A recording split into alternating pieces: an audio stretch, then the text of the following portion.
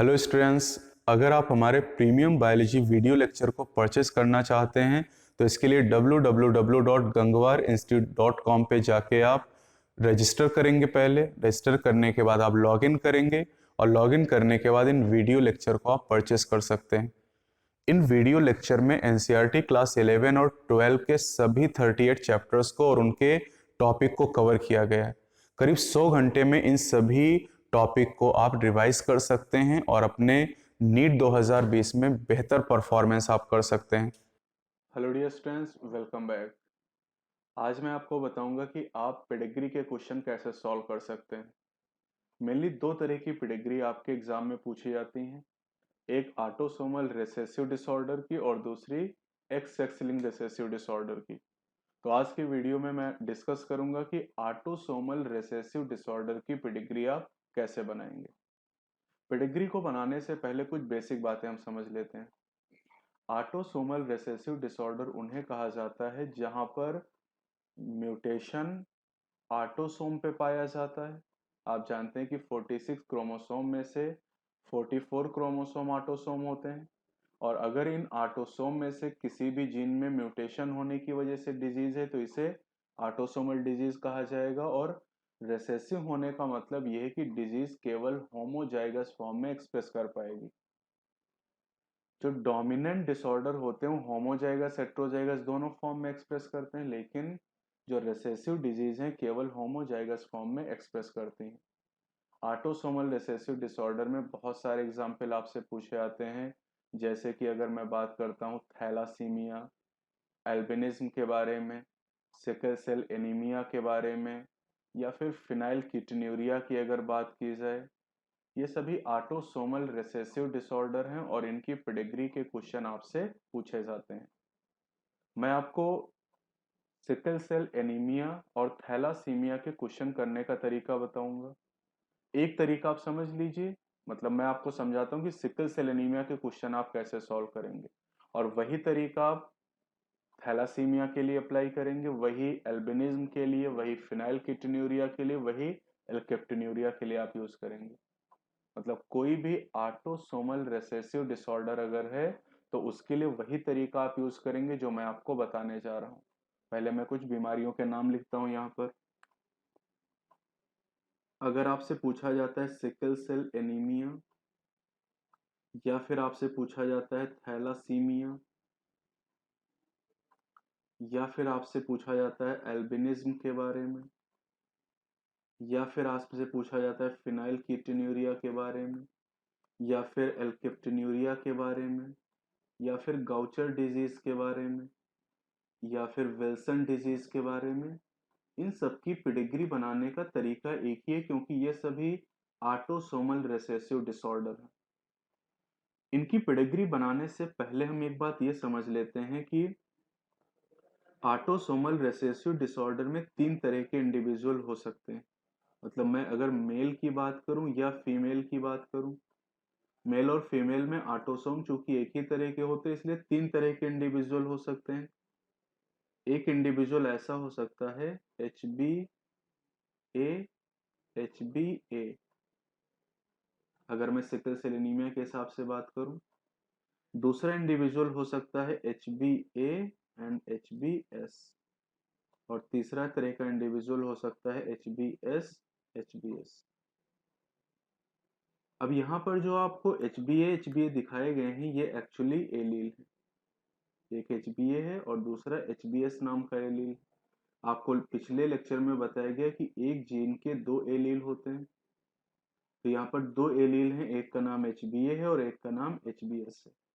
और दो एलील से तीन एलील पेयर बन सकते हैं, जैसा यहाँ आप देख सकते हैं। पहला एलील पेयर है जहाँ पर दोनों HbA एलील है, दूसरा जहाँ पर एक HbA और एक HbS नाम का एलील है, और तीसरे में तीनों HbS और HbS एलील है। अब यहाँ पर जो पहला आपको एलील पेयर दिखाया गया HbA, this is the normal individual, ये नॉर्मल पर्सन होगा। HbA HbS में एक एलील यहाँ पर सिकल सेल एनीमिया का है इस वाला, तो दिस इज कैरियर, इसे कैरियर कहा जाएगा, but this carrier is unaffected. ये कैरियर है लेकिन इसको बीमारी नहीं होगी, ये अनअफेक्टेड होगा। और जो ये इंडिविजुअल है एच बी एस इसमें डिजीज होगी, यानी this is the affected individual. तो तीन तरह के इंडिविजुअल यहाँ पर हो सकते हैं दुनिया भर में। एक नॉर्मल होगा एच बी ए, दूसरा कैरियर एच बी एस और तीसरा एच बी एस। तो अब मैं आपको बताता हूँ कि आप क्वेश्चन कैसे सॉल्व करेंगे। जैसे यहाँ पर एक क्वेश्चन दिया गया है कि which of the following genotype will show the diseased condition in sickle cell anemia। अब डिजीज कंडीशन आपसे पूछा है तो उसका तरीका मैंने आपको बताया है कि disease person H B S वाला होगा। यहाँ पर जो एच बी ए आपको दिया गया दिस इज नॉर्मल इंडिविजुअल, जो एच बी एस आपको दिया गया है दिस इज द कैरियर, और जो एच बी एस आपको दिया गया दिस इज द डिजीज या अफेक्टेड इंडिविजुअल। पेडिग्री आप कैसे बनाएंगे ये देखिए। जैसे क्वेश्चन पूछा गया है कि if both the parents are carrier for thalassaemia, मैंने कहा चाहे थैलासीमिया दिया जाए चाहे सिकल सेल एनीमिया दिया जाए आंसर एक जैसा आएगा। Which is an autosomal recessive disorder, what are the chances of pregnancy resulting in an affected child. अब इस क्वेश्चन को सॉल्व करने के लिए सबसे पहले आप देखिए कि जो पेरेंट आपको दिए गए हैं दोनों पेरेंट कैरियर दिए गए हैं। तो अब सबसे पहले इन क्वेश्चन को करने के लिए कैरियर की जो कंडीशन मैंने आपको बताई है, मैंने आपसे कहा कैरियर एच बी एस होता तो आप दोनों पेरेंट को लिख लीजिए। यहाँ पर मेल को आप लिखेंगे this is H B A, male को आप लिखेंगे एच बी एस, और जो फीमेल है इसको आप लिख लीजिए this is H B S, दोनों कैरियर आपको दिए गए। अब आप सबसे पहला काम ये करिए कि गैमीट का फॉर्मेशन कर लीजिए। अब ये जो मेल आपको दिखाया गया है यहाँ पर this is heterozygous. Heterozygous individual से दो तरह के गैमीट का फॉर्मेशन होता है, तो यहाँ पर दो तरह के गैमीट बनेंगे। 50% गैमीट में एच बी ए होगा और 50% गैमीट में एच बी एस होगा। इसी तरह से फीमेल भी हेट्रोजाइगस है तो यहाँ भी दो तरह के गैमीट का फॉर्मेशन होगा। 50% gamete H B A type के होंगे और 50% gamete H B S type के होंगे। अब यहाँ पर पनेट स्क्वायर बना के क्वेश्चन को हम सॉल्व करेंगे। ऐसा पनेट स्क्वायर यहाँ पर बना लीजिए। अब अगर ये स्पर्म इस एग के साथ फ्यूज करेगा तो फॉर्मेशन होगा एच बी ए का। ये गैमीट अगर इससे फ्यूज करेगा तो फॉर्मेशन होगा एच बी एस का। ये गैमीट अगर इससे फ्यूज करेगा तो एच बी एस का फॉर्मेशन होगा, और अगर ये गैमीट इससे फ्यूज करेगा तो फॉर्मेशन होगा एच बी एस का। अब जैसा कि तरीका मैंने आपको सिखाया है, मैंने आपसे कहा है कि अगर एच बी ए इंडिविजुअल है तो ये नॉर्मल होगा, एच बी एस है तो ये कैरियर होगा, एच बी एस कैरियर होगा और एच बी एस अफेक्टेड होगा। तो यानी यहाँ पर जो चार प्रोजनी आपको मिल रहे हैं इनमें से 25% प्रोजनी ऐसे हैं जो नॉर्मल है, दो बच्चे कैरियर हैं, मतलब चार में से 50% दो बच्चे कैरियर हैं और एक प्रोजनी चार में से अफेक्टेड है, यानी 25% प्रोजनी अफेक्टेड है। तो अब ये जो क्वेश्चन आपसे पूछा गया है इस क्वेश्चन में आपसे कहा गया कि कितने परसेंट बच्चे अफेक्टेड हो सकते हैं, तो अफेक्टेड इंडिविजुअल आपका आंसर है 25%, यानी 25% इंडिविजुअल अफेक्टेड होंगे। इस तरीके से आप कोई भी क्वेश्चन चाहे सिकल सेल एनीमिया का हो, थैलासीमिया का हो, एल्बिनिज्म का हो, फिनाइलकीटोन्यूरिया का हो या गाउचर डिजीज का हो आप सॉल्व कर सकते हैं। एक क्वेश्चन में और आपको करके दिखाता हूँ। मान लीजिए कि कोई क्वेश्चन आपको ऐसा दिया जाए जहां पर जो मेल है ये कैरियर है, कैरियर का मतलब एच बी एस टाइप का है, और जो फीमेल है ये अफेक्टेड है, अफेक्टेड का मतलब है एच बी एस आप लिख लीजिए। अब पूछा जाए इनके प्रोजनी में डिजीज कितने परसेंट प्रोजनी को हुई, तो पहला काम वही करिए, गैमीट का फॉर्मेशन कर लीजिए। अब चूंकि हेट्रोजाइगस कंडीशन है तो दो तरह के गैमीट बनेंगे, 50% स्पर्म HbA टाइप के होंगे और 50% HbS टाइप के होंगे। फीमेल होमोजाइगस है इसलिए सारे एग एक ही जैसे होंगे, HbS टाइप के। अब यहाँ पर भी पनेट स्क्वायर हम बना लेते हैं। अब चूंकि इस यहाँ पर ओवम एक ही तरह के हैं तो अगर ये स्पर्म इस एग के साथ फ्यूज करेगा तो HbA HbS का फॉर्मेशन होगा, और अगर ये स्पर्म इस एग के साथ फ्यूज करेगा तो HbS HbS का फॉर्मेशन होगा। तो यहां पर अगर आप देखते हैं तो दो प्रोजनी आपको मिले, और ये पहला वाला progeny this is the carrier and second is affected. यानी यहाँ पर 50% बच्चों में कैरियर होने की संभावना है और 50% बच्चों के अफेक्टेड होने की संभावना है।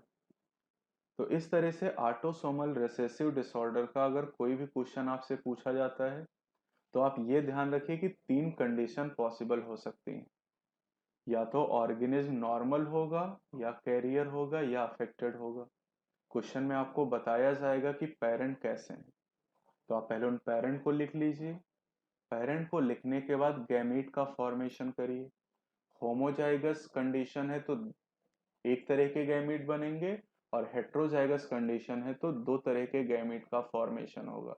गैमीट बनाने के बाद गैमीट को फ्यूज करा के प्रोजनी बना लीजिए, और प्रोजनी बनाने के बाद जो रिजल्ट आया है उस रिजल्ट से आप अपना आंसर कर सकते हैं। एक छोटा सा क्वेश्चन और मैं करके दिखाता हूँ।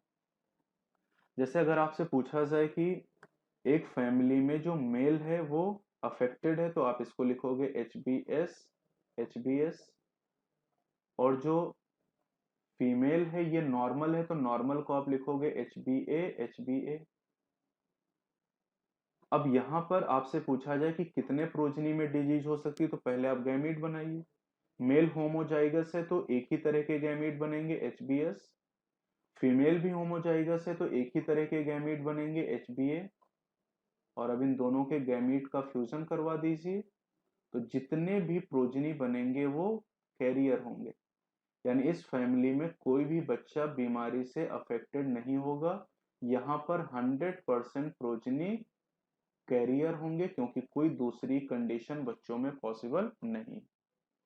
तो तीन तरह के क्वेश्चन मैंने आपको करके दिखाए हैं, एक दो तरह के क्वेश्चन की पॉसिबिलिटीज और यहाँ पर हो सकती है। तो इस वीडियो में मैंने आपको बताया कि ऑटोसोमल रिसेसिव डिसऑर्डर के क्वेश्चन आप कैसे सॉल्व करेंगे। कोई भी क्वेरी है तो कमेंट बॉक्स में मुझसे आप पूछ सकते हैं, और नेक्स्ट वीडियो में मैं आपको बताऊंगा कि सेक्स लिंक्ड रिसेसिव डिसऑर्डर की पेडिग्री आप कैसे सॉल्व करेंगे।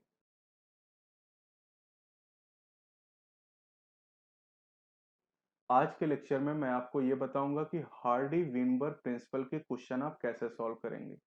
आपके एम्स और नीट में हार्डी विनबर्ग प्रिंसिपल के क्वेश्चन पूछे जाते हैं। इन क्वेश्चन को सॉल्व करने का तरीका क्या है इसे समझने से पहले हम हार्डी विनबर्ग प्रिंसिपल के बेसिक कॉन्सेप्ट को समझ लेते हैं। नॉर्मली आप जानते हैं किसी भी एक जीन की अगर आप बात करें तो उस जीन के दो एलील होते हैं, एक को डोमिनेंट कहा जाता है और एक को रेसेसिव कहा जाता है। इसको यहां पर समझते हैं। किसी भी अगर एक जीन की बात की जाए तो एक जीन के दो एलील होते हैं, एक जीन के दो एलील होते हैं। जैसे अगर मैं ए जीन की बात करूं तो इसके दो एलील होंगे, capital A and small A, और इन दो एलील से आप तीन पेयर बना सकते हैं, three allele pairs, three allele pair. तीन एलील पेयर आप कौन से बना सकते हैं, capital A capital A, capital A small A and small A small A. तो नॉर्मल सा कॉन्सेप्ट ये है कि one gene two allele and three allele pairs. अब किसी भी एलील की जो फ्रीक्वेंसी है इसे हम कैसे कैलकुलेट कर सकते हैं। कोई भी एलील किसी भी पॉपुलेशन में कितना पाया जाता है इसी को हम फ्रीक्वेंसी कहते हैं या प्रोबेबिलिटी कहा जाता है, और किसी भी एलील की जो फ्रीक्वेंसी हो कितनी होगी पहले ये समझ लिया जाए। तो इसके लिए हम ये मानते हैं कि जो हमारा डोमिनेंट एलील है कैपिटल ए, इस एलील की फ्रीक्वेंसी स्मॉल पी है। जो रिसेसिव एलील है स्मॉल ए, इसकी फ्रीक्वेंसी स्मॉल क्यू से हम रिप्रेजेंट कर रहे हैं। तो अगर एलील की फ्रीक्वेंसी को हम पी और क्यू से रिप्रेजेंट कर रहे हैं तो इसका मतलब है अगर कैपिटल ए की बात की जाए तो इसके लिए हम लिख सकते हैं कैपिटल ए के लिए पी, कैपिटल ए के लिए पी, और ये इक्वल हो जाएगा पी स्क्वायर। अगर कैपिटल ए स्मॉल ए की बात की जाए तो capital A small A, capital ए की जगह पी लिखा, स्मॉल ए की जगह क्यू लिखा, और ये हो जाएगा पी इंटू क्यू। और अगर स्मॉल ए की बात की जाए तो ये हो जाएगा Q into Q equal to Q square. अब बाइनोमियल थ्योरम की अगर बात की जाए तो बाइनोमियल थ्योरम में p plus Q to the whole square, ये वैल्यू आती है P square plus 2pq plus Q square. अब पी स्क्वायर का यहां पर मतलब है, अगर आप देखें यहां पर तो आपको दिखाएगा कि जो पी स्क्वायर है ये कैपिटल ए की फ्रीक्वेंसी है। तो मतलब यहाँ पर जो पी स्क्वायर दिखाया गया ये फ्रीक्वेंसी है कैपिटल ए, यानी होमोजाइगस डोमिनेंट की frequency. Capital A is homozygous dominant. Homozygous उसे कहते हैं जिसमें दोनों एलील सेम होते हैं। इसी तरह से अगर मैं पी क्यू की बात करूं, यहां पर आप देखें तो जो पी क्यू आपको बताया गया this is the frequency of capital A small A. तो capital A small A allele की अगर आप बात करते हैं तो इसकी फ्रीक्वेंसी 2pq है, कैपिटल ए स्मॉल ए की, and this is heterozygous individual. Heterozygous उसे कहा जाता है जिसमें एक एलील डोमिनेंट हो एक एलील रिसेसिव हो, जैसे कैपिटल ए स्मॉल ए। इसी तरह से अगर आप यहां पर कैपिटल ए स्मॉल ए की फ्रीक्वेंसी को देखते हैं तो ये है क्यू स्क्वायर। तो यहां पर मैं अगर क्यू स्क्वायर की बात करता हूं तो क्यू स्क्वायर फ्रीक्वेंसी है स्मॉल ए की, और small A is homozygous recessive. This is homozygous recessive. तो किसी भी पॉपुलेशन में तीन तरह के इंडिविजुअल होंगे, homozygous dominant, heterozygous and homozygous recessive. तो इन तीनों को मैं फिर से लिखता हूं। अगर कैपिटल ए है तो इसकी फ्रीक्वेंसी पी स्क्वायर होगी और कैपिटल ए की फ्रीक्वेंसी पी होगी। स्मॉल ए है तो इसकी फ्रीक्वेंसी क्यू स्क्वायर होगी और स्मॉल ए एलील की फ्रीक्वेंसी क्यू होगी। और अगर कैपिटल ए स्मॉल ए की बात की जाए तो इसकी फ्रीक्वेंसी 2pq होगी। ये बाइनोमियल थ्योरम से हमें पता चलता है। एक चीज और ध्यान रखेंगे कि किसी भी पॉपुलेशन के लिए जो p प्लस क्यू की वैल्यू है ये हमेशा 1 आएगी। तो ये बात आपको ध्यान रखनी है कि p प्लस क्यू की वैल्यू हमेशा 1 के बराबर आएगी, यानी किसी भी पॉपुलेशन में डोमिनेंट और रिसेसिव एलील की जो फ्रीक्वेंसीज हैं इनका सम 1 के बराबर आएगा। तो फ्रीक्वेंसीज को समझने के बाद अब देखते हैं कि क्वेश्चन को हम कैसे सॉल्व करेंगे। यहां पर एक क्वेश्चन दिया गया है, in Hardy Weinberg equation the frequency of heterozygous individual is represented by. ये नीट 2016 फेज 2 में आपसे क्वेश्चन पूछा गया था जो री एग्जाम हुआ था। तो अभी मैंने आपको बताया कि जो हेटेरोजाइगस इंडिविजुअल हैं इन्हें हम रिप्रेजेंट करते हैं कैपिटल ए स्मॉल ए से। अगर आप यहां पर देखें तो एक बार फिर से मैं आपको चेक करवा दूं कि जो हेटेरोजाइगस इंडिविजुअल है this is the capital A small A, और इस हेटेरोजाइगस इंडिविजुअल की फ्रीक्वेंसी को 2pq से रिप्रेजेंट किया जाता है। तो अपने क्वेश्चन पे अगर आप आते हैं तो इसका आंसर हो जाएगा डी, जहां पर heterozygous individual capital A small A की फ्रीक्वेंसी है 2pq। इसी क्वेश्चन में अगर आपसे कहता कि होमोजाइगस डोमिनेंट की फ्रीक्वेंसी, तब आपका आंसर होता पी स्क्वायर। अगर आपसे कहता होमोजाइगस रिसेसिव की फ्रीक्वेंसी तो आंसर क्यू स्क्वायर होता। आपसे पूछा हेट्रोजाइगस इंडिविजुअल की फ्रीक्वेंसी, दिस इज 2pq। दूसरे तरह का क्वेश्चन देखते हैं। ये एक दूसरा क्वेश्चन आपको दिया गया है कि a population is in Hardy Weinberg equilibrium for a gene with only two alleles. If the gene frequency of an allele capital A is 0.7, the genotype frequency of capital A small a। अब आप जानते हैं कि जो capital A और small A की frequency है this is 2pq। Capital A small A की जो फ्रीक्वेंसी है ये 2pq है। और आपको यहाँ पर इस क्वेश्चन को अगर आप देखें तो इस क्वेश्चन में आपको ये बताया गया है कि कैपिटल ए की जो फ्रीक्वेंसी है, कैपिटल ए की जो फ्रीक्वेंसी है 0.7 है और कैपिटल ए की फ्रीक्वेंसी को हमने पी मान रखा है। तो पी की वैल्यू आपको दी गई है 0.7। अब मैंने आपसे कहा है कि पी प्लस क्यू की वैल्यू हमेशा किसी भी पॉपुलेशन में 1 होती है। तो यहां से आप ये कैलकुलेट कर सकते हैं कि जो Q की वैल्यू है this is 1 minus 0.7 is equal to 0.3। तो चूंकि आपको कैपिटल ए की फ्रीक्वेंसी दी गई है 0.7 तो आपने स्मॉल ए की फ्रीक्वेंसी Q को कैलकुलेट कर लिया, दिस इज 0.3।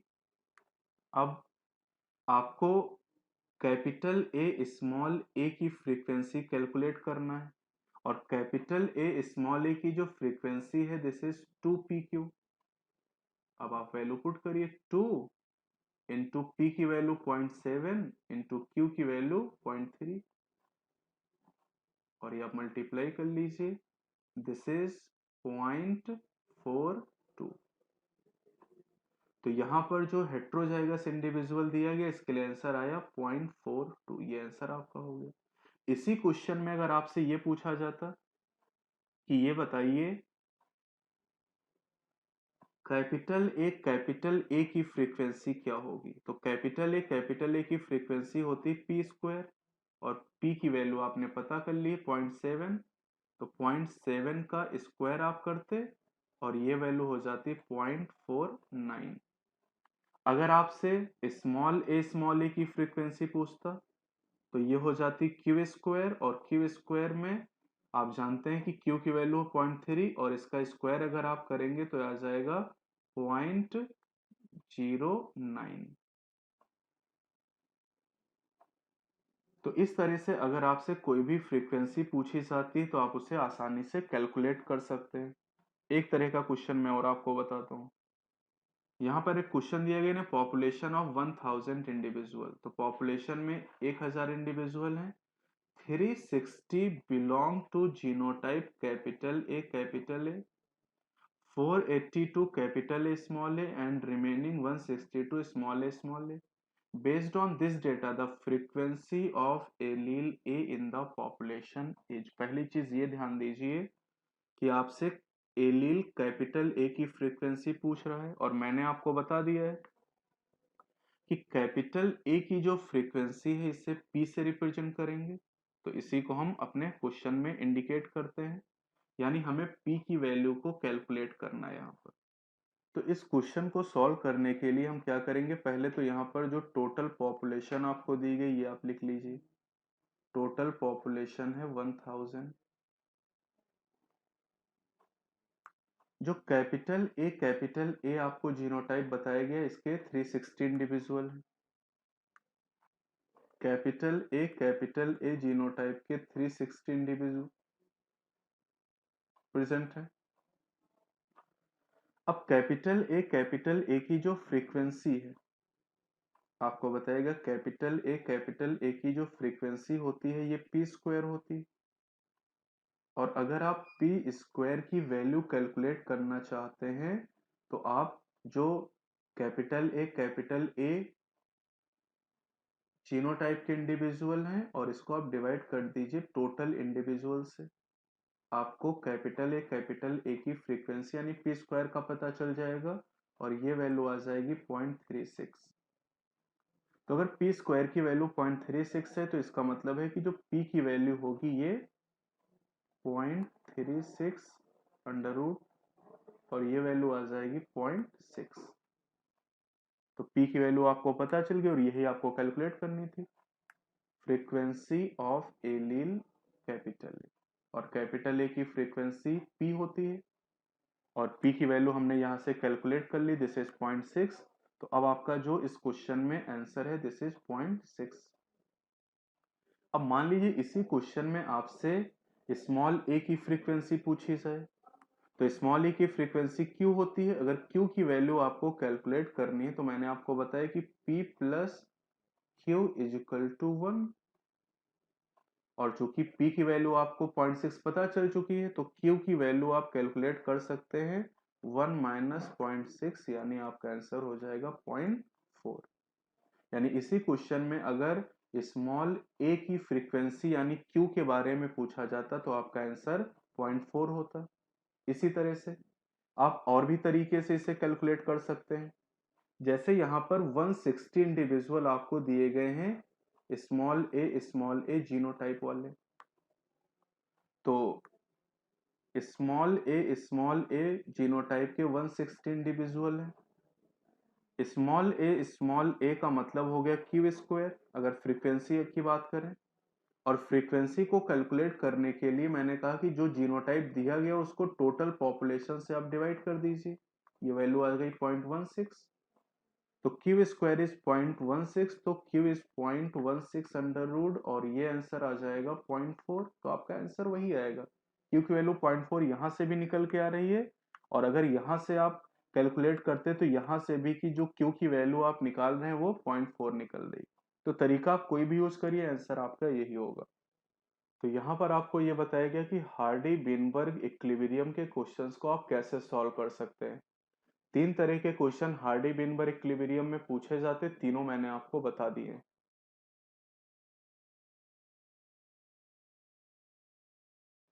आज यहाँ पर मैं आपको बताऊंगा कि ट्रांसक्रिप्शन के क्वेश्चन आप किस तरीके से सॉल्व करेंगे।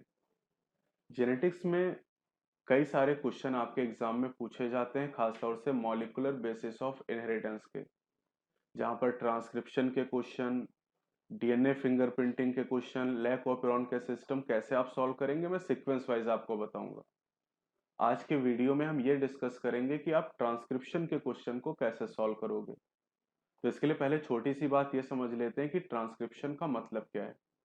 ट्रांसक्रिप्शन का मतलब है डीएनए से आरएनए का फॉर्मेशन। डबल स्टैंडर्ड डीएनए से सिंगल स्टैंडर्ड एमआरएनए का फॉर्मेशन होता है, जिसे ट्रांसक्रिप्शन का नाम दिया जाता है। तो अगर एग्जाम में कोई क्वेश्चन आपको दे दिया जाए, एक डीएनए दे दिया जाए और कहा जाए इस डीएनए के ट्रांसक्रिप्शन से जो एमआरएनए का फॉर्मेशन हुआ है उसका सीक्वेंस क्या है, तो सीक्वेंस को आप कैसे बता पाएंगे कुछ सेकंड के अंदर, इसका तरीका मैं आपको बताऊंगा। तो यहाँ पर आपको एक डीएनए दिखाया गया है, ये एक डबल स्टैंडर्ड डीएनए, और जैसा कि आप जानते हैं कि डीएनए में जो दो स्ट्रैंड होते हैं एक दूसरे के एंटी पैरेलल होते हैं। यहाँ पर एक स्ट्रैंड दिखाया गया जिसकी पोलैरिटी 3 प्राइम टू 5 प्राइम है और दूसरे स्ट्रैंड की पोलैरिटी 5 प्राइम टू 3 प्राइम है। तो ये आपको डबल स्ट्रैंडेड डीएनए दिया गया है और आपसे एग्जाम में पूछा गया कि इस डीएनए का अगर ट्रांसक्रिप्शन हो जाए तो ट्रांसक्रिप्शन से जो एमआरएनए बनेगा उसका सीक्वेंस क्या होगा। तो पहले आप ये जान लीजिए कि इन दोनों स्ट्रैंड में से जिस स्ट्रैंड की पोलैरिटी 3 प्राइम टू 5 प्राइम है, ये वाला स्ट्रैंड,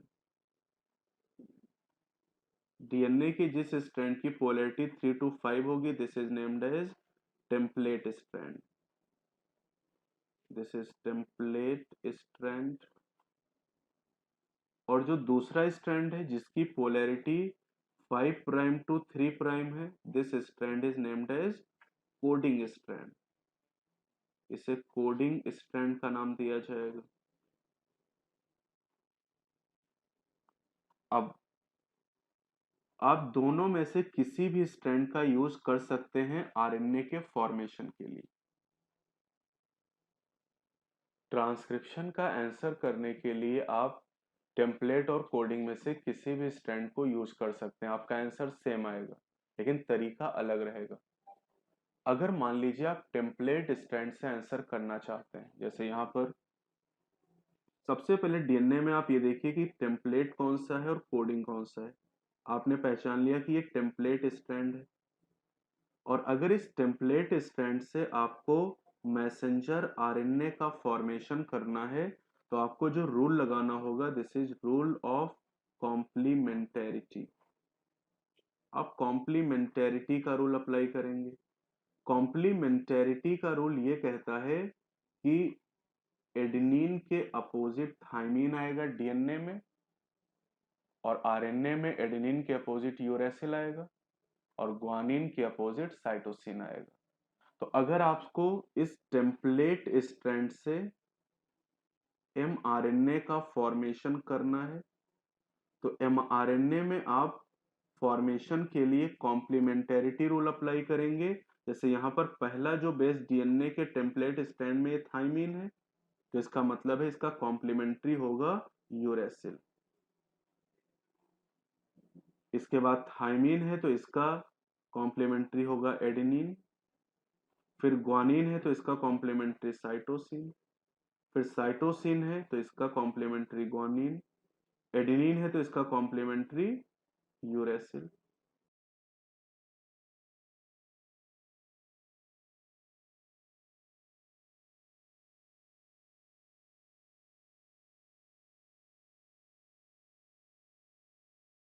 थाइमीन है तो इसका कॉम्प्लीमेंट्री एडेनिन।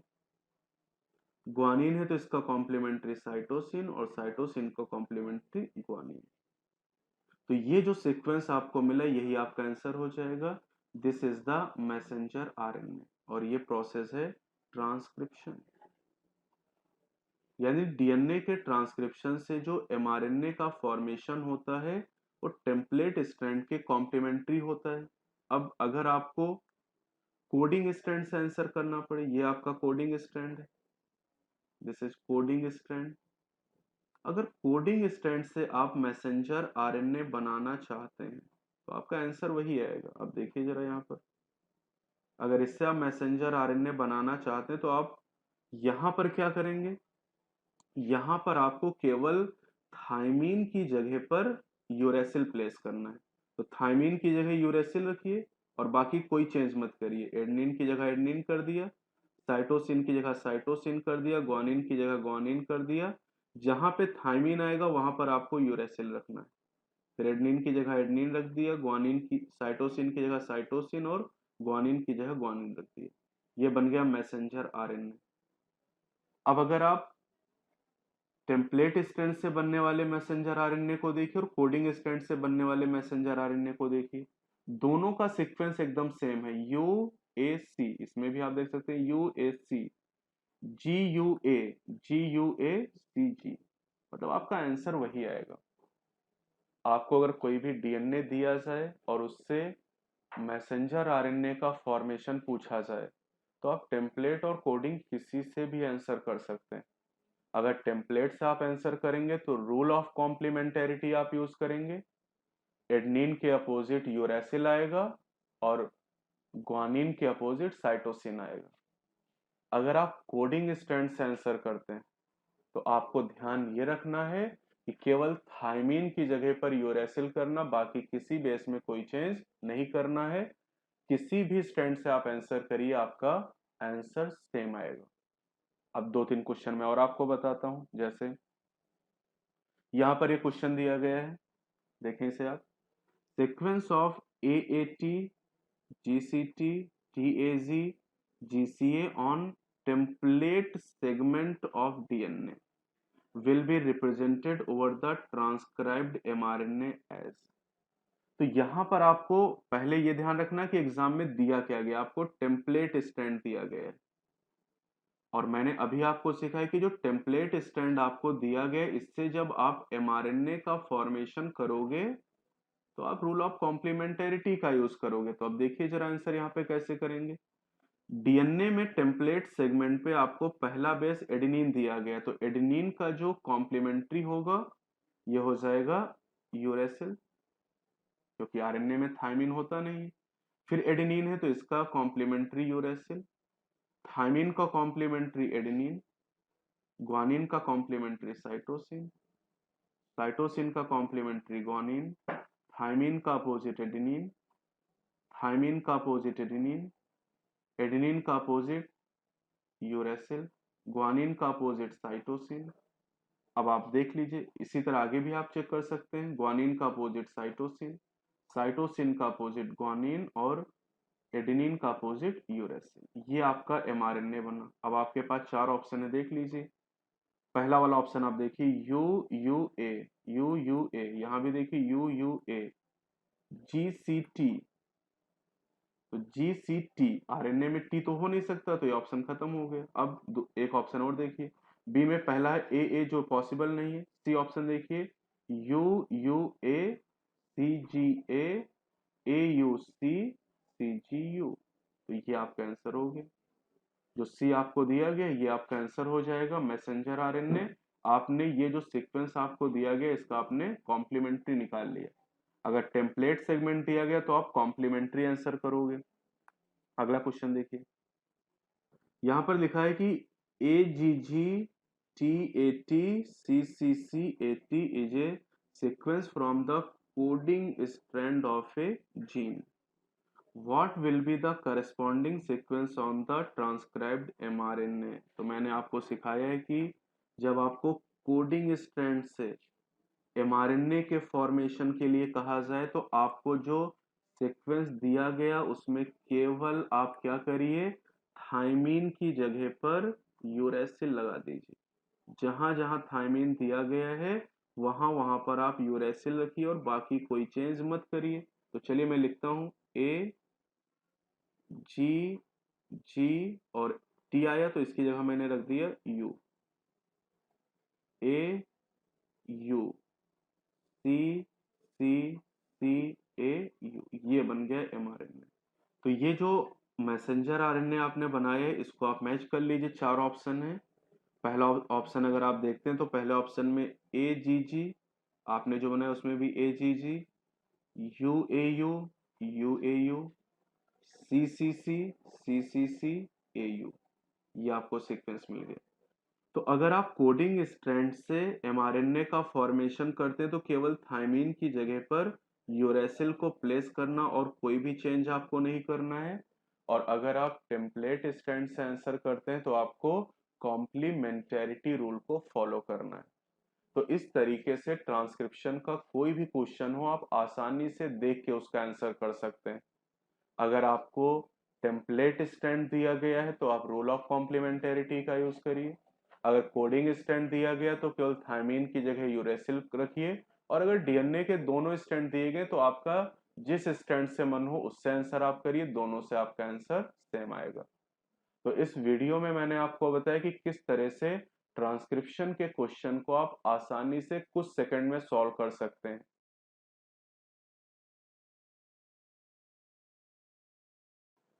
आज यहाँ पर मैं आपको बताऊंगा कि चारगाफ रूल के जो क्वेश्चन है ये आप कैसे सॉल्व करेंगे। नीट और एम्स के एग्जाम में आपसे चारगाफ रूल से रिलेटेड कई क्वेश्चन पूछे जाते हैं। इन क्वेश्चन को सॉल्व करने का तरीका क्या है ये मैं आज आपको बताऊंगा। तो सबसे पहले हम ये बात करते हैं कि चारगाफ रूल कहाँ पर एप्लीकेबल होता है। इसको समझने के लिए हमें डीएनए को थोड़ा सा समझना पड़ेगा। आप सभी जानते हैं कि जो डीएनए का डबल हेलिकल मॉडल है ये वाटसन और क्रिक के द्वारा प्रपोज किया गया 1953 में। वाटसन और क्रिक का जो डबल हेलिकल मॉडल है ये एक्सरे डिफ्रैक्शन पर आधारित है जो विल्किंस और फ्रैंकलिन के द्वारा दिया गया। इसके अलावा डबल हेलिकल मॉडल चारगाफ के रूल पर भी आधारित है। तो चारगाफ का रूल क्या है पहले ये समझते हैं और फिर क्वेश्चन सॉल्व करने का मैं तरीका आपको बताता हूं। चारगाफ का रूल ये कहता है कि किसी भी डबल स्ट्रैंडेड डीएनए में, सबसे पहली बात आप ये जान लीजिए कि चारगाफ का रूल डबल स्ट्रैंडेड डीएनए के लिए एप्लीकेबल है। मतलब सिंगल स्ट्रैंडेड डीएनए के लिए चारगाफ का रूल एप्लीकेबल नहीं है। किसी भी डबल स्ट्रैंडेड डीएनए में हमेशा प्यूरीन का नंबर पिरिमिडीन के नंबर के बराबर होगा। Purine is equal to pyrimidine. अब जैसा कि आप जानते हैं कि जो डीएनए में प्यूरीन बेस है these are adenine plus guanine और जो pyrimidine है these are cytosine plus thymine. तो किसी भी डीएनए में adenine plus guanine cytosine plus thymine के बराबर होंगे। साथ ही साथ डीएनए में डबल स्टैंडर्ड डीएनए में एडेनिन का नंबर हमेशा थायमिन के बराबर होगा।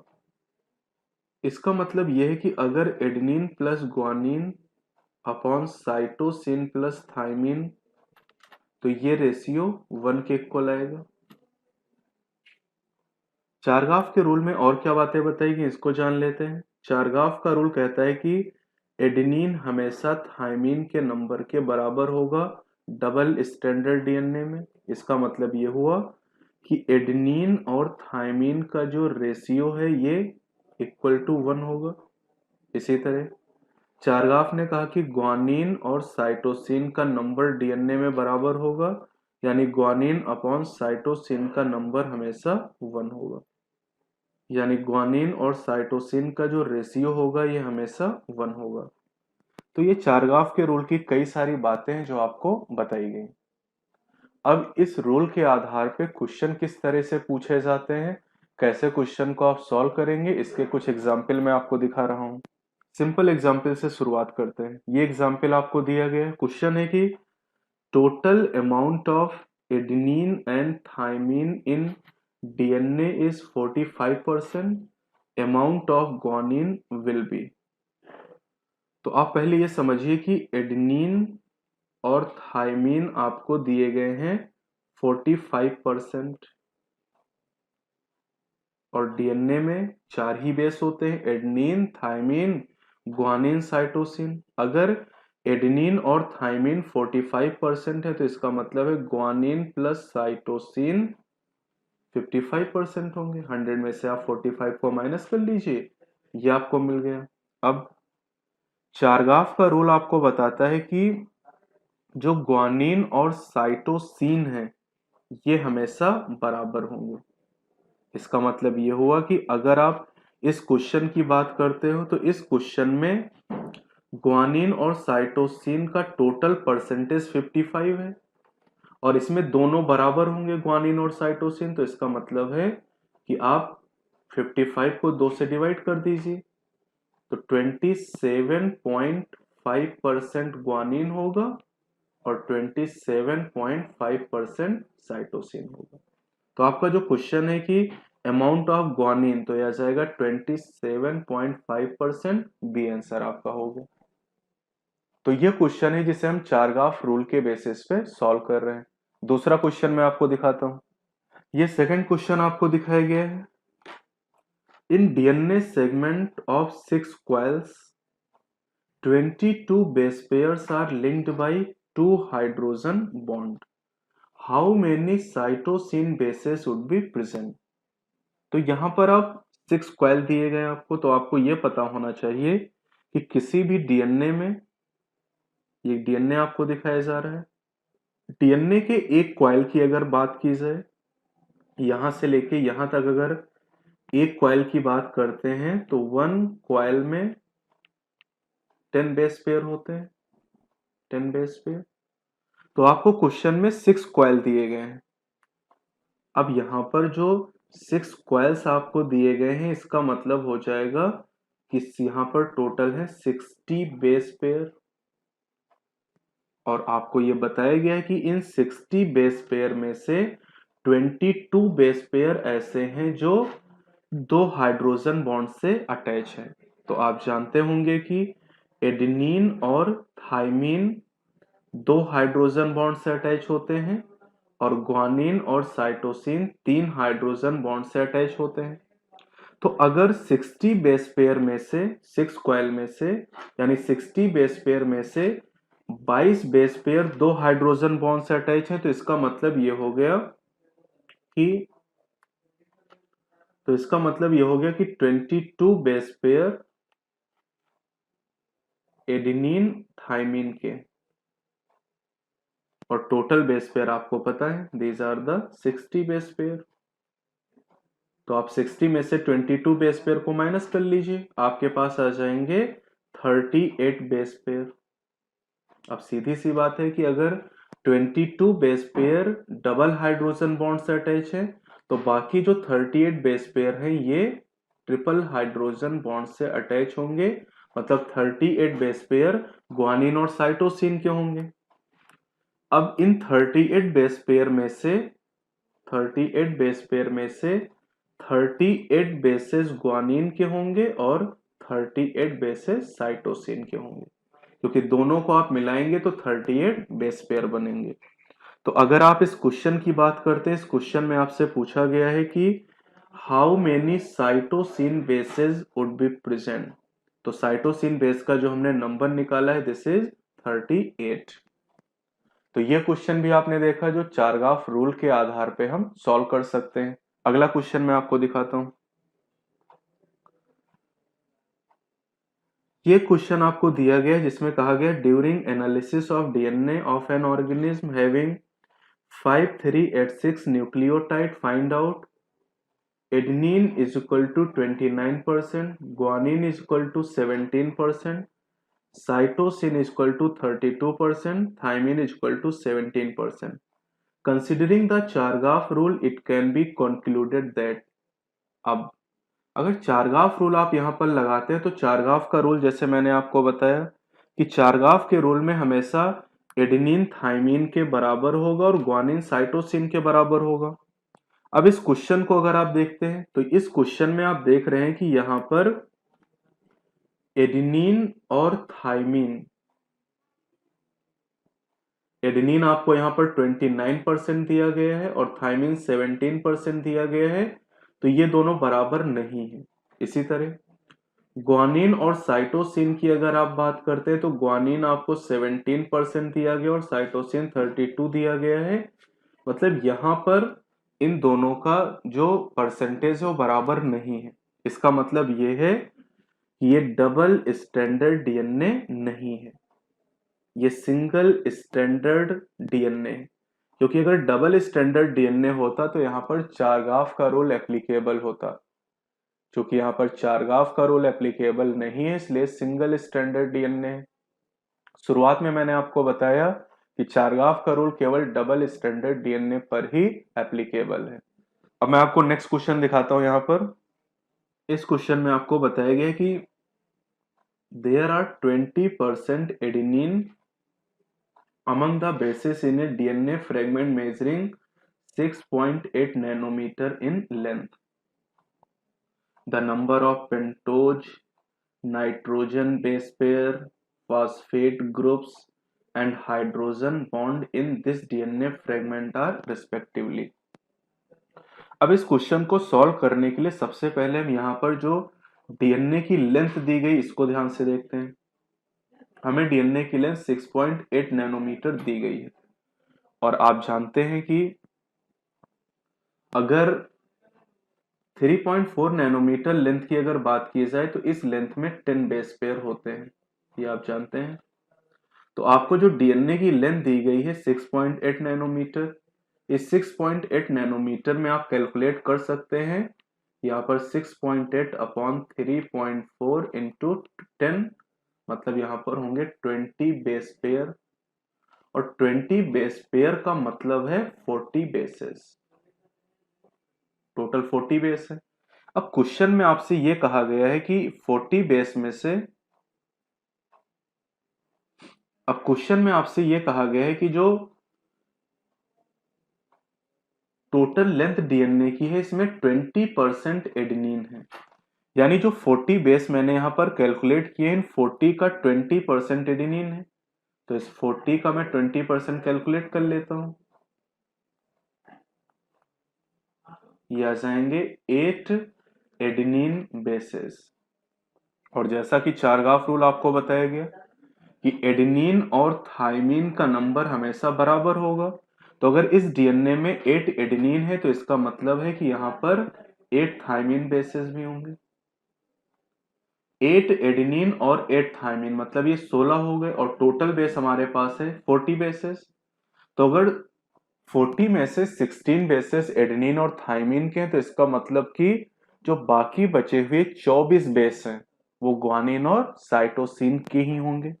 तो टोटल 40 बेसेस हमारे पास है और इन 40 बेसेस में से 16 बेसेस एडेनिन और थाइमिन के हैं। इनको अगर माइनस कर दिया जाए तो 24 बेसेस हमारे पास बचे जो साइटोसिन और ग्वानिन के होंगे।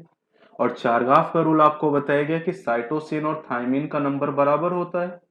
तो अगर 24 बेस साइटोसिन और थाइमिन के हैं तो निश्चित तौर पे इनमें से 12 बेसेस साइटोसिन के होंगे और 12 बेसेस ग्वानिन के होंगे। तो टोटल 40 बेस में से 8 एडेनिन है, 8 थाइमिन है, 12 साइटोसिन है और 12 ग्वानिन बेसेस है। अब आप क्वेश्चन पे आ जाइए। क्वेश्चन में आपसे ये पूछा गया है, number of pentose, nitrogen base pair, phosphate groups and hydrogen bond in this DNA fragment. तो यहां पर आपको जो पेंटोज दिए गए, number of pentose, pentose sugar का नंबर न्यूक्लियोटाइड के नंबर के बराबर होगा। अगर इस डीएनए फ्रेगमेंट में 40 बेसेस हैं, इसका मतलब 40 बेस, 40 शुगर और 40 फॉस्फेट ग्रुप ने मिलकर 40 न्यूक्लियोटाइड को फॉर्मेशन किया होगा। तो अगर 40 बेसेस हैं तो यहाँ पर 40 पेंटोज शुगर भी होंगे। तो पेंटोज शुगर का जो नंबर है वो 40 होगा। तो आपका आंसर या तो बी होगा या फिर डी होगा। अब करें नाइट्रोजन बेस पेयर। तो टोटल नाइट्रोजन बेसेस 40 हैं, तो बेस पेयर अगर आप निकालेंगे तो 20 बेस पेयर हो जाएंगे। अब फॉस्फेट ग्रुप का नंबर भी बेस और शुगर के नंबर के बराबर ही होगा। मतलब इस डीएनए फ्रेगमेंट में अगर 40 बेस हैं तो 40 शुगर भी होंगी और 40 फॉस्फेट ग्रुप भी होंगे। अब आपसे पूछा गया है हाइड्रोजन बॉन्ड का नंबर। तो हाइड्रोजन बॉन्ड का नंबर आप यहां से कैलकुलेट कर सकते हैं। 8 एडेनिन और 8 थाइमिन है। अब 8 एडेनिन और 8 थाइमिन के बीच में डबल हाइड्रोजन बॉन्ड है, यानी 2 इंटू 8 16 हाइड्रोजन बॉन्ड हो गए। 12 साइटोसिन और 12 ग्वानिन के बीच में ट्रिपल बॉन्ड है, तो 3 इंटू 12 ये हो गया 36। और अगर आप 16 और 36 को जोड़ दें तो ये आएंगे 52 हाइड्रोजन बॉन्ड। तो यहां पर जो हाइड्रोजन बॉन्ड का नंबर हम कैलकुलेट करेंगे ये आ जाएगा 52। तो आपका आंसर इस क्वेश्चन में हो जाएगा डी। ये जो क्वेश्चन मैंने आपको अभी बताया ये सबसे टफ क्वेश्चन चारगाफ रूल से रिलेटेड है। बाकी जो क्वेश्चन आपसे एग्जाम में पूछे जाते हैं वो काफी सिंपल टाइप के पूछे जाते हैं। तो चारगाफ रूल से रिलेटेड जितनी भी तरह के क्वेश्चन पॉसिबल हो सकते हैं वो सब मैंने आपको बता दिए हैं। तो ये एक तरीका है जिससे आप ये सॉल्व कर सकते हैं कि किस डीएनए में कितना परसेंट एडेनिन है, ग्वानिन है, थाइमिन है या साइटोसिन है। इन चारों क्वेश्चन को सॉल्व करने के लिए चारगाफ रूल मैंने आपको बताया और चारगाफ रूल के द्वारा इन क्वेश्चन को आप सॉल्व कर सकते हैं।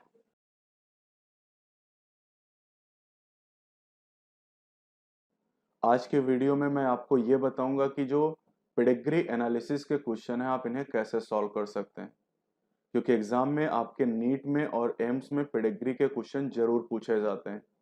नीट में हर बार एक क्वेश्चन पेडिग्री एनालिसिस से पूछा जाता है। तो पेडिग्री सॉल्व करने का तरीका कैसा है, कैसे आप क्वेश्चन को देख के ये बता सकते हैं कि ये पेडिग्री ऑटोसोमल रिसेसिव की है, ऑटोसोमल डोमिनेंट की है, सेक्स लिंक्ड रिसेसिव है या सेक्स लिंक्ड डोमिनेंट है। इसका पता लगाने का एक मेथड मैं आपको बताऊंगा जिससे आप किसी भी क्वेश्चन को 10, 15, 20 सेकंड में सॉल्व कर सकते हैं। तो पेडिग्री को सॉल्व करने के लिए सबसे पहले कुछ बेसिक बातों की हमें जरूरत है। जैसे कि यहाँ पर एक पेडिग्री आपके सामने बनी हुई है। इस पेडिग्री में जो सर्किल आपको दिखाए गए हैं ये रिप्रेजेंट करते हैं फीमेल को, और जो स्क्वायर दिखाए गए हैं ये रिप्रेजेंट करते हैं मेल को। जो लाइट कलर से आपको दिखाए गए हैं वो अनअफेक्टेड इंडिविजुअल हैं, जैसे ये अनअफेक्टेड मेल हो जाएगा। इसको अगर आप देखते हैं तो दिस इज अनअफेक्टेड फीमेल, ये अनअफेक्टेड फीमेल हो जाएगी। इसी तरह से अगर डार्क कलर से दिखाया गया तो ये अफेक्टेड इंडिविजुअल होगा, this is the affected female. और ये जो आपको दिखाया गया है this is the affected male. तो पहले ये बात आपको पता होनी चाहिए कि सर्किल फीमेल को बताता है, स्क्वायर मेल को बताता है। लाइट कलर से अगर इन्हें दिखाया गया तो ये अनअफेक्टेड इंडिविजुअल हैं, और अगर डार्क कलर से दिखाए गए तो ये अफेक्टेड इंडिविजुअल हैं। अब यहाँ पर मैं बात करता हूँ जनरेशन के बारे में। जैसे यहाँ पर ये जो मेल और फीमेल आपको दिखाई गई, ये फर्स्ट जनरेशन को रिप्रेजेंट करेंगे। अब इनके जो प्रोजिनी, इनके जो बच्चे हैं, इनका ये एक लड़का है सन, ये दूसरा सन है, ये इनकी लड़की है, ये दूसरी लड़की है, और ये इनका तीसरा सन। तो ये जो कपल आपको ऊपर दिखाया गया है, पहली जनरेशन में इनके 5 ऑफ स्प्रिंग है। पहला ये मेल है जो अनअफेक्टेड है, दूसरा मेल है जो अफेक्टेड है, तीसरी डॉटर है जो अनअफेक्टेड है, चौथी डॉटर अफेक्टेड है, और पांचवा जो ऑफ स्प्रिंग है ये मेल अनअफेक्टेड है। तो ये सेकंड जनरेशन है। अब यहां पर अगर आप सेकंड जनरेशन के बाद जाएंगे तो आपको थर्ड जनरेशन मिलेगी। थर्ड जनरेशन में 3 इंडिविजुअल आपको दिखाए गए हैं, जहां पर ये अफेक्टेड मेल हो जाएगा और ये दोनों अनअफेक्टेड फीमेल्स हो जाएंगी। तो दूसरी बात आप ये समझ लीजिए कि किस तरह से आप अलग अलग जनरेशन को रिप्रेजेंट करते हैं। सबसे टॉप पे फर्स्ट जनरेशन आती है, इसके नीचे सेकंड जनरेशन, और उसके नीचे थर्ड जनरेशन आती है। अब जैसे आपको ये पेडिग्री दे दी गई एग्जाम में, और आपसे पूछा गया कि ये किस तरह की पेडिग्री है, ऑटोसोमल रिसेसिव है, ऑटोसोमल डोमिनेंट है, सेक्स लिंक्ड रिसेसिव है, या सेक्स लिंक्ड डोमिनेंट है। तो इसको सॉल्व करने के लिए एक तरीका मैं आपको बताता हूँ। सबसे पहले आप क्या करोगे, सबसे पहले आप एक क्वेश्चन पूछोगे अपने आप से कि all the affected progenies have affected parent. क्या सभी अफेक्टेड बच्चों के पेरेंट अफेक्टेड हैं या नहीं है। दो आंसर आपको मिलेंगे, या तो एस या फिर नो। तो चलिए चेक करते हैं। मैंने कहा all the affected offspring have affected parent.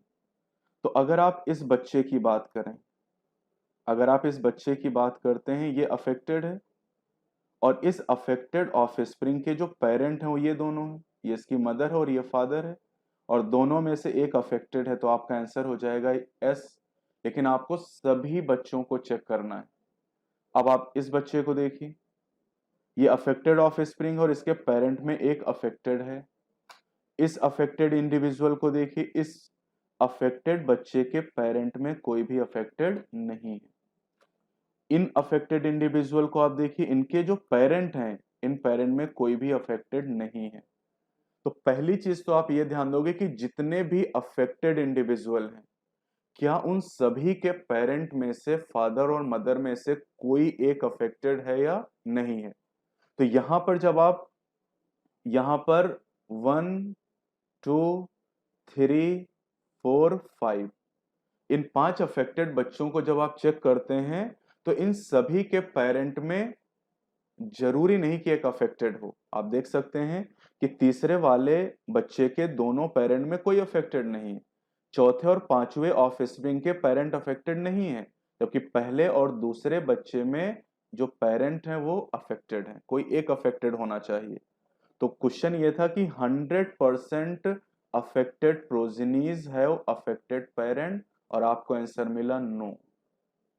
तो इसका मतलब जो पेडिग्री है वो रिसेसिव है। अगर इसका आंसर एस होता तो ये डोमिनेंट हो जाती। तो एक बात तो कंफर्म हो गई, जो पेडिग्री आपको दी गई है ये रिसेसिव की।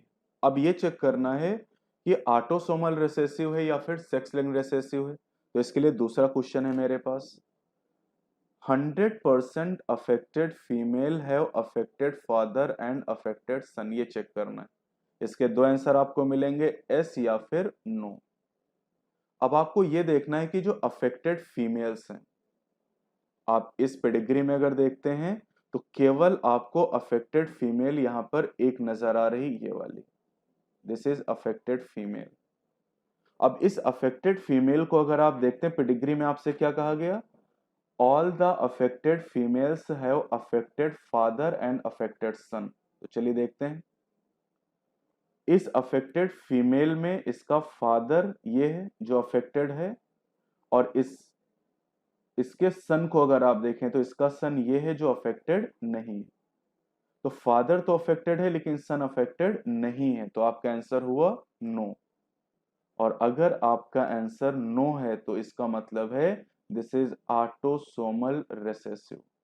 तो ये बात कंफर्म हो गई कि ये जो पेडिग्री आपको दिखाई गई है this pedigree of autosomal recessive, ये ऑटोसोमल रिसेसिव की पेडिग्री है। दूसरा मैं आपको पेडिग्री सॉल्व करके दिखाता हूं। तो अब आपके सामने एक दूसरी पेडिग्री है, अब इसको सॉल्व करने की कोशिश करते हैं। सबसे पहला वही क्वेश्चन आपके पास है कि all the affected progenies have affected parents. तो चलिए इस पेडिग्री में चेक करते हैं। यहां पर आप देख रहे हैं कि ये अफेक्टेड प्रोजेनी है और इस अफेक्टेड प्रोजेनी का कोई भी पेरेंट अफेक्टेड नहीं है। ये अफेक्टेड डॉटर है और इसके पेरेंट में कोई भी अफेक्टेड नहीं है, और ये अफेक्टेड प्रोजेनी इसके पेरेंट में कोई भी अफेक्टेड नहीं है। तो इसका आंसर आपको मिला नो, और नो कहने का मतलब है दिस इज द रेसेसिव। यानी ये जो पेडिग्री आपको दिखाई गई है रेसेसिव की पेडिग्री है। अब आपको ये कंफर्म करना है कि ये ऑटोसोमल है या सेक्स लिंक्ड है, तो उसके लिए तरीका आपको बताया गया कि all the affected females have affected father and affected sons। अब इस बात को चेक करना है, all the affected females। अब इस फीमेल को आप देखिए अफेक्टेड है, और इस अफेक्टेड फीमेल का फादर अफेक्टेड नहीं है। तो आपका जो आंसर मिला वो हुआ नो, और नो कहने का मतलब है दिस इज ऑटोसोमल रिसेसिव। यानी ये जो पेडिग्री आपको दी गई है this pedigree is of autosomal recessive, ये ऑटोसोमल रिसेसिव की पेडिग्री है। तो इस तरह से कोई भी क्वेश्चन अगर आपको पेडिग्री का दिया जाता है इस फॉर्मूले को यूज करके आप सॉल्व कर सकते हैं। तो यहाँ पर पेडिग्री सॉल्व करने का जो तरीका मैंने आपको बताया है इसे आप कहीं पर भी अप्लाई कर सकते हैं। कोई कितनी भी बड़ी पेडिग्री आपको दी जाए आसानी से आप इस फॉर्मूले का यूज करके इसे सॉल्व कर सकते हैं।